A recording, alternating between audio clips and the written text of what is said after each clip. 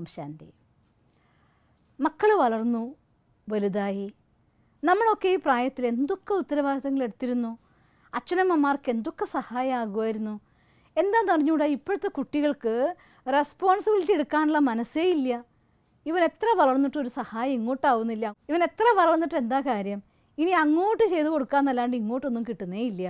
ഇങ്ങനെയൊക്കെ പല പേരൻസിൻ്റെയും പരാതിയും കൗൺസിലിങ്ങിന് വേണ്ടി കൊണ്ടുവരലൊക്കെ ഒരുപാട് നടക്കുന്നുണ്ട്.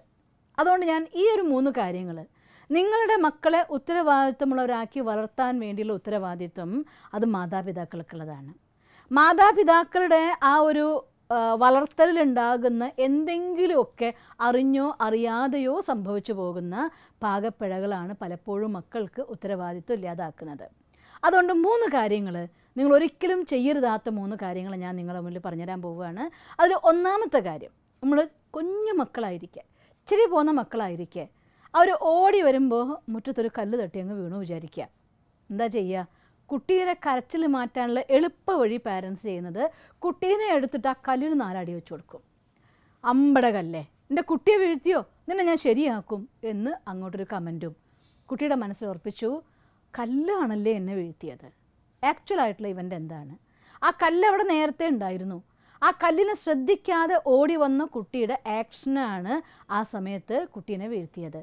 സാരല്ലേ മോനെ, ശ്രദ്ധിക്കാത്തതുകൊണ്ട് തട്ടി വീണതല്ലേ, പോട്ടെ എന്ന് നിങ്ങൾക്ക് പറയാം. പക്ഷേ തൽക്കാലം ഞാനല്ല കുറ്റക്കാരൻ എന്നൊരു വിചാരം കുട്ടിക്ക് വന്നാൽ കുട്ടി പെട്ടെന്ന് കരച്ചിൽ നിർത്തിക്കോളും. അതുകൊണ്ട് നമ്മളൊരു ഉപായം കണ്ടെത്തുന്നു. പലപ്പോഴും പല സാഹചര്യങ്ങളിലായിട്ട് ഇത്തരത്തിലുള്ളതായിട്ടുള്ള കമൻറ്റ്സ് പാരൻസിൻ്റെ അടുത്ത് വരാറുണ്ട്. ആസ് എ റിസൾട്ട് കുട്ടിക്ക് നിങ്ങൾ കൊടുക്കുന്നതായിട്ടുള്ള സജഷനാണ്, മോനെ കല്ല് കുറ്റക്കാരൻ, മേശ കുറ്റക്കാരൻ, ചേട്ടൻ കുറ്റക്കാരൻ, അമ്മാവൻ കുറ്റക്കാരൻ, നീ പാവം. നിങ്ങൾ കൊടുത്ത അതേ ട്രെയിനിങ് കുട്ടി അതുപടി വളർന്നു വരും. കുറച്ചുകൂടെ കഴിയുമ്പോൾ കുട്ടി വളർന്നു വരാൻ തുടങ്ങി കാര്യങ്ങൾ മനസ്സിലാക്കാൻ തുടങ്ങുമ്പോൾ, ജീവിതത്തിലുണ്ടായ മാതാപിതാക്കളുടെ പരാജയങ്ങളെക്കുറിച്ച് കുട്ടികൾ അറിയാൻ തുടങ്ങുമ്പോൾ, അതിനും നമ്മളല്ല കാരണക്കാർ, അവരെന്നോട് അങ്ങനെ ചെയ്തു, ഇവരെന്നോട് ഇങ്ങനെ ചെയ്തു, സാഹചര്യങ്ങൾ അങ്ങനെയൊക്കെയായി, ഇങ്ങനെ അതിൻ്റെ ഉത്തരവാദിത്വം സാഹചര്യങ്ങളിലും വ്യക്തികളിലും നമ്മൾ അടിച്ചേൽപ്പിക്കുകയും ചെയ്യും. ഇത് ചെയ്യുന്നതോടെ കുട്ടിയുടെ പേഴ്സണാലിറ്റി ഡെവലപ്മെൻറ്റ് പീരീഡിൽ പെർഫെക്റ്റ് ആയിരിക്കുന്ന ട്രെയിനിങ് നിങ്ങൾ കൊടുത്തു.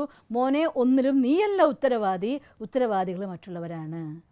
അവൻ കുറച്ച് വളർന്നു കഴിയുമ്പോൾ തൻ്റെ ജീവിതത്തിലുണ്ടാകുന്ന ഓരോ ഫെയിലിയറിനും നിങ്ങളെ കുറ്റം പറയാൻ തുടങ്ങും. അവിടെ നമ്മൾ വിഷമിക്കും, കരയും, സങ്കടപ്പെടും. ഇവൻ എന്നെ ഇങ്ങനെ പറഞ്ഞല്ലോ, ഇത്രയൊക്കെ ഇങ്ങനെ ഞാൻ നോക്കിക്കൊണ്ടു നടന്ന കുട്ടി, അവൻ എന്നോട് ഇങ്ങനെ പറയുന്നല്ലോ, അവൾ എന്നോട് ഇങ്ങനെ പറയുന്നല്ലോ. നമ്മൾ ചങ്ക് പൊട്ടി കരയുക. എന്ത് ചെയ്യാം? പഠിപ്പിച്ചു കൊടുത്തത് നമ്മളാണ്. അതുകൊണ്ട് ഒരിക്കലും ഏത് സാഹചര്യത്തിലും മറ്റൊരാളെ കുറ്റപ്പെടുത്താൻ പഠിപ്പിക്കരുത്. നമ്മുടെ തെറ്റുകളോ നമ്മുടെ പരാജയങ്ങളോ നേട്ടങ്ങളോ എന്തോ ആയിക്കോട്ടെ, നേട്ടത്തിൻ്റെ ശ്രേയസ് നമ്മുടെ ഹാർഡ് വർക്കാണെങ്കിൽ അത് എൻ്റെ ഹാർഡ് വർക്കാണ്, തോറ്റുപോയത് എൻ്റെ തോൽവിയാണെങ്കിൽ അത് എൻ്റെ തോൽവിയാണ്. ഇത് നേരിട്ട് സ്വീകരിക്കൂ. എങ്കിൽ മക്കൾക്കും ആ ഒരു മനോഭാവം അവരുള്ളിൽ ഡെവലപ്പ് ചെയ്യപ്പെടും. പിന്നെ രണ്ടാമത്തെ കാര്യം, ഒരു വീട്ടിൽ ആൾക്കാർ വന്നു, അമ്മാവൻ വന്നു, അമ്മായി വന്നു, അല്ലെങ്കിൽ ഫ്രണ്ട്സ് വന്നു, ഒരു ഫാമിലി ഗസ്റ്റ് വന്നു. ഗസ്റ്റ് പോയി കഴിഞ്ഞതിന് ശേഷം ആ വ്യക്തികളെക്കുറിച്ചതായിട്ടുള്ള ചർച്ച, അവരങ്ങനെയാ, ഇവരിങ്ങനെയാ, അതാ അവർ ചെയ്തേ, ഇതാ അവർ ചെയ്തേ, ഇത്തരം ഗോസിപ്പ് ഒരിക്കലും മക്കളുടെ മുന്നിൽ വെച്ച് ചെയ്യരുത്. ഇത് നമ്മളവർക്ക് തെറ്റായ ട്രെയിനിങ് കൊടുക്കുകയാണ്, പിന്നിൽ നിന്ന് കുത്തുന്ന ട്രെയിനിങ്. ഇത് ഒരിക്കലും റോയലായിട്ടുള്ള ആളുകൾക്ക് ചേരുന്ന സംസ്കാരമേ അല്ല. പറയാനുള്ളത് എന്തുണ്ടെങ്കിൽ നിങ്ങൾ മുഖത്ത് നോക്കി പറഞ്ഞോ, അല്ലെങ്കിൽ നിങ്ങൾക്ക് പരസ്പരം എന്തെങ്കിലും ഷെയർ ചെയ്യേണ്ടതുണ്ടെങ്കിൽ ഇത്തരം കാര്യങ്ങൾ കുഞ്ഞുങ്ങളുടെ മുന്നിൽ വെച്ച് ഷെയർ ചെയ്യാതിരിക്കാൻ ശ്രദ്ധിക്കുക. അല്ലെങ്കിൽ അവരും അത് പഠിക്കും. എന്തൊരു കാര്യത്തിനും പിന്നിൽ നിന്ന് സംസാരിച്ച് കാര്യം പ്ലാൻ ചെയ്ത് നേടാം എന്നൊരു ട്രെയിനിങ് ആണ് ഇതിലൂടെ കുട്ടികൾ നേടുക. അതുകൊണ്ട് ആരെക്കുറിച്ചും കഴിവതും പറയാതിരിക്കുന്നത് നല്ലത്. എന്തെങ്കിലും പറയാനുണ്ടെങ്കിൽ അത് നേരിട്ട് നേരെ പറയുന്നത് നല്ലത്. അസാന്നിധ്യത്തിൽ ഒരാളെ കുറ്റം പറയുന്നത് ഏറ്റവും വലിയ ദോഷമായിട്ട് പറയാറുണ്ട്. അതുകൊണ്ട് അത്തരം കാര്യങ്ങൾ ചെയ്യാതിരിക്കുന്നത് നല്ലത്. ഇനി ഒന്നും പറ്റില്ല, എന്തെങ്കിലും അങ്ങനെ ഒരു സീരിയസ് ഷെയറിങ് വേണോ നിങ്ങൾക്ക്, നിങ്ങൾ അച്ഛനും അമ്മയും പരസ്പരം ചെയ്തോളൂ. അല്ലെങ്കിൽ വലിയ ഒരു കുട്ടികൾ കേൾക്കല ചെയ്യരുത്. അത് വേറൊരു ട്രെയിനിങ് അവർക്ക് കൊടുക്കലാവും. കഴിവതും ചെയ്യാതിരിക്കണം.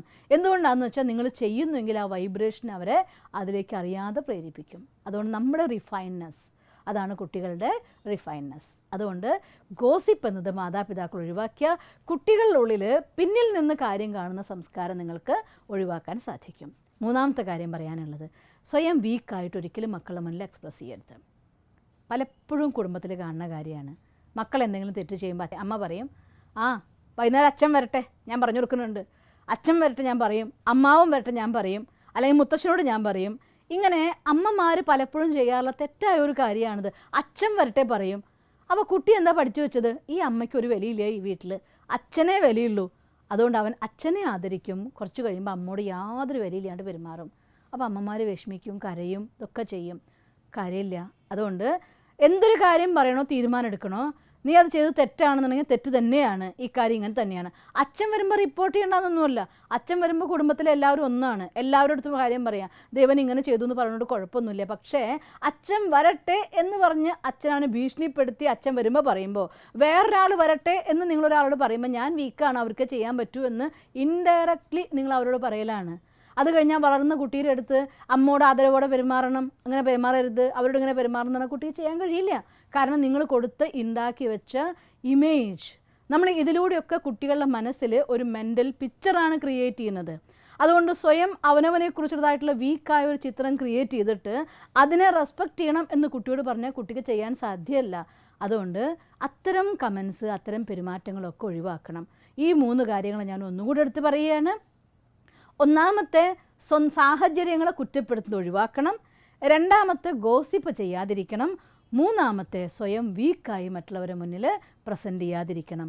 ഈ 3 കാര്യത്തിൽ നിങ്ങൾ ശ്രദ്ധിക്കുകയാണെങ്കിൽ നിങ്ങളുടെ മക്കളെ ഉത്തരവാദിത്തമുള്ളവരാക്കി നല്ല മക്കളായിക്കൊണ്ട്, കാരണം നിങ്ങൾ എന്ത് ചെയ്യുന്നു അതിൻ്റെ എക്സാക്റ്റ് പിക്ചറാണ് മക്കൾ നിങ്ങൾ ചെയ്യുന്നുണ്ടാവുക. ഒരു 90%, എല്ലാത്തിനും 10% എക്സംഷൻ ഉണ്ടാവാം, ഞാൻ ഇല്ല എന്നൊന്നും പറയില്ല. എന്നാലും ഒരു 90% നിങ്ങൾ എന്താണോ ചെയ്യുന്നത് അതിൻ്റെ കോപ്പി ആയിരിക്കും നിങ്ങളുടെ മക്കളുണ്ടായിരിക്കുക.